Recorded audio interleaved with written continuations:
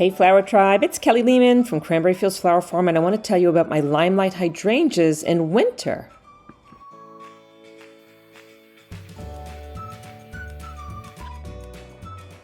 This is what my Limelight hydrangeas look like at the end of January, beginning of February, and as you can tell, I had kept most of the blooms in place.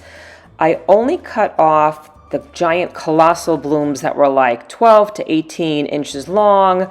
Those I cut off like earlier in the season because I don't like when the snow sits on them. A lot of times they'll crack those branches off. But the ones that I left behind makes for some beautiful winter interest.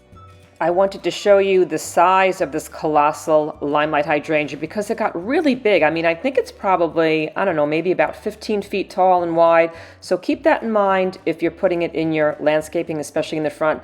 But this Limelight hydrangea that I planted next to it, interestingly enough, it was planted around the same time, but it didn't get quite as large. And what I realized is that the smaller plant gets hit with some shade in the afternoon. So even though it's sitting on the farm, there's some trees that are near it that cast shade over it. So it didn't get quite as much sun, so it's smaller.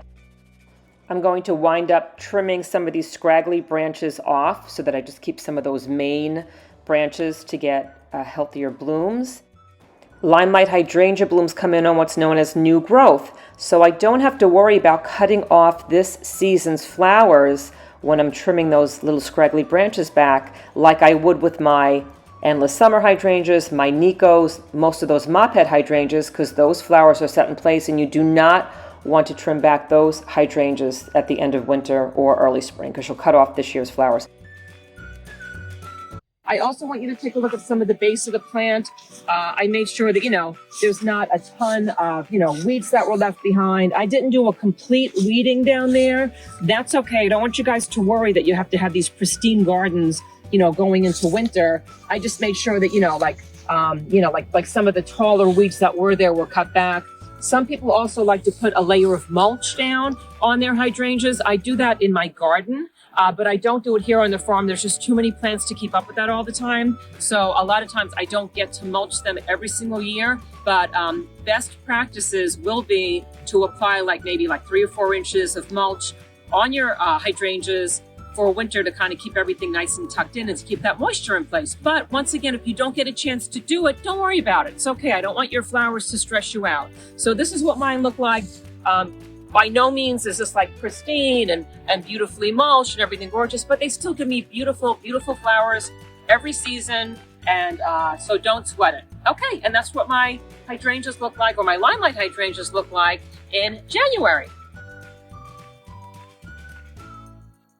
So I just wanted to take you guys on a quick little mini tour of what my secret garden looks like, so you could tell these hydrangeas are protected by some of the tall grasses that are back here.